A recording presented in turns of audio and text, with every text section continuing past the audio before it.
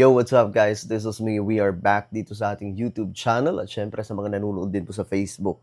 Ang pag-usapan lamang po natin ito kasi meron pong nilabas na information, mga sangkay, regarding daw po ito sa impeachment case ng ating Vice President na ayon po sa report, mga sangkay, ito daw ang nagpabigat sa impeachment case ng ating Vice Presidente. Ayon po ito mga sangkay sa mga lumalabas na information. So pag-usapan po natin ito, ang tanong nga po dito, delikado ba talaga ang ating Vice Presidente sa kalagayan na to? No? Pag-usapan po natin. Anyway, bago tayo magsimula, sa mga hindi pa po siya nakakapag-subscribe sa ating YouTube channel, makikita nyo po yung subscribe button sa baba ng video na to. I-click nyo lamang po yung subscribe, i-click ang bell, at i-click nyo po yung all. Sa mga nanonood po sa Facebook, i-follow nyo po yung ating Facebook page. So, mga sangkay, ayon nga po dito sa report, no? Kung mayroon daw pong nagpabigat sa kaso ng ating Vice President, ito ay walang iba kundi ang 6.7 billion na umikot sa bank account nito at ng kanyang asawa na si Attorney Manasseh Carpio. So medyo ito daw po ang nagpabigat mga sangkay sa lahat ng ibinato sa kanya. So sa madaling sabi, mukhang yung iba, halimbawa yung confidential fund, medyo hindi po magbibigay mga sangkay ng importansya. Kumbaga pandagdag lamang po siya mga sangkay.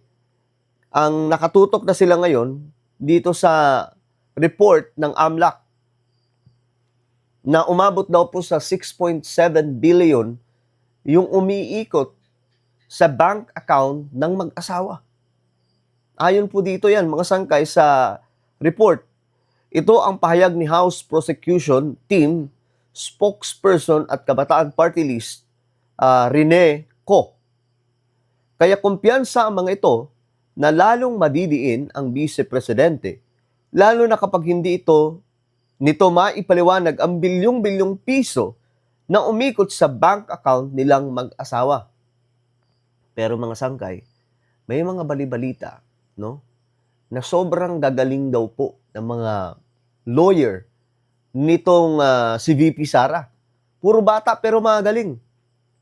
Mismo yung mga lawyer mula po sa House, hindi daw po kinaya nung nagkaroon po ng pre-trial sa impeachment.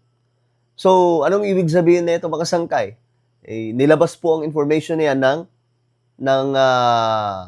mga reporter na sa insider daw po, no, sa isinagawang pre-trial na yon, nilamon daw po mga sangkay yung mga lawyer mula po sa House.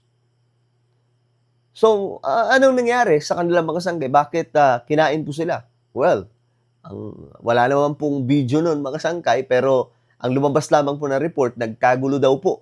Then, kalaunan, lumabas na po yung update na kaya daw po nagkagulo kasi itong mga lawyer ng ating Vice President, talagang binakbakan daw po ng gusto yung mga lawyer papunta sa House, o mga lawyer ng House. Sila po kasi may hawak mga sangkay ng kaso ni Vice President. Ngayon, siguro hindi na po nila masagot yung depensa ng kabila, ng kampo ni Sara, doon na po mga sangkay nagkaroon ng tensyon. Pero, ayun na nga, magkakaalaman ito sa mismong hearing na. Kaya nga ako mga sangkay, excited po ako sa hearing na yan kasi parang ito ata yung ito ata yung mabigat mga sangkay na impeachment case. Hindi dahil sa mabigat yung kaso, kundi mabibigat po mga sangkay yung mga makakabangga dito ni Sara. No? Doon natin malalaman yung galing ng mga lawyer, mga sangkay, at kung gaano katindi ang kaso kasi maraming binato. Confidential fund, meron din pong tungkol sa threats laban po kay PBBM. Actually, yun ang nakikita ko mga sangkay na medyo tagilid si VP Sara. Kasi unang-una, naka-live po yun. hindi po mahirap, kumbaga, hindi matatago yun no? Hayagan po niyang sinabi sa ating presidente, pero mga sangkay, magkakaalaman po yan sa depensa at labasan ng ebidensya. So ayon po dito mga sangkay na ayon po kay Ko, nakikita natin, narinig natin na yung isa sa nagpabigat ng allegation ngayong ika-28th Congress ay yung findings na may 6.7 billion na flinag na inflow, outflow sa bank accounts ni VP Sara at ng kanyang asawa na may covered and suspicious transactions. So, ewan ko lang din mga sangkay, saan nanggaling yun? No? Saan nanggaling yung sinasabing 6.7 billion? Kasi ang nilalabas po ni VP Sara na report ng kanyang SALN, napakababa mga sangkay. Hindi nga po nag 100 million. Sa unang impeachment case ni Duterte noong 90th Congress, hindi kasama umano'y ang unexplained wealth ng mag-asawa. Subalit nakalkal ito sa ikalawang impeachment complaint. Kaya kasama na ito sa 4 na article of impeachment na kinabibilangan ng pagbabanta. Ito yun, mga sangkay. Pagbabanta sa buhay ng Pangulo. Panunuhol sa mga opisyales ng Department of Education at paglustay sa kanyang confidential fund. So, ito po yung mga banat nila, mga sangkay. Kaya ang tawag kay VP Sara, minsan, Sara Lustay, no? Kasi naglustay daw ng ilang araw lang, mga sangkay, sa confidential fund. Pero may rebat po dyan, mga sangkay, yung kampo niya. At kaya nakaka-excite din po talaga itong impeachment case niya kasi yung trial yung tinitingnan ko dito kung ano po ang magiging takbo no?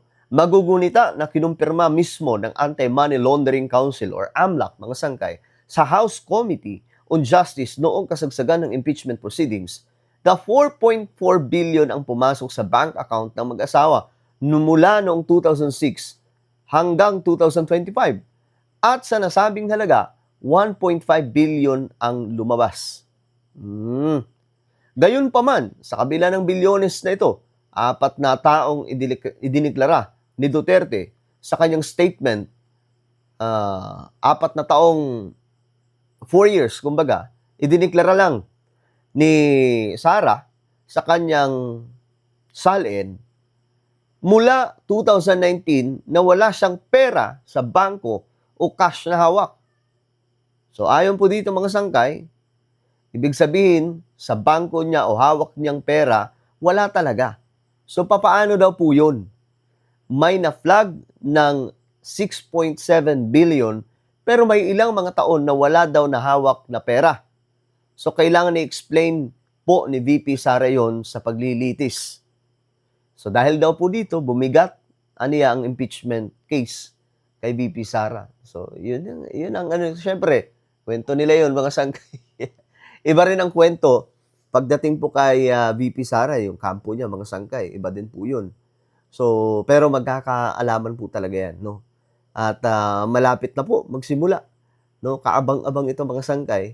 Ako, excited ako kasi gusto ko rin makita, mga sangkay, itong mga lawyer ni Sara kung gaano kagaling Kasi mga bata pa kalaban nila, mga veterano, mga sangkay. No, mga eksperyensyado. Well, ano sa tingin nyo? Talaga nga bang mabigat itong kaso ni VP Sara at delikado siya dito?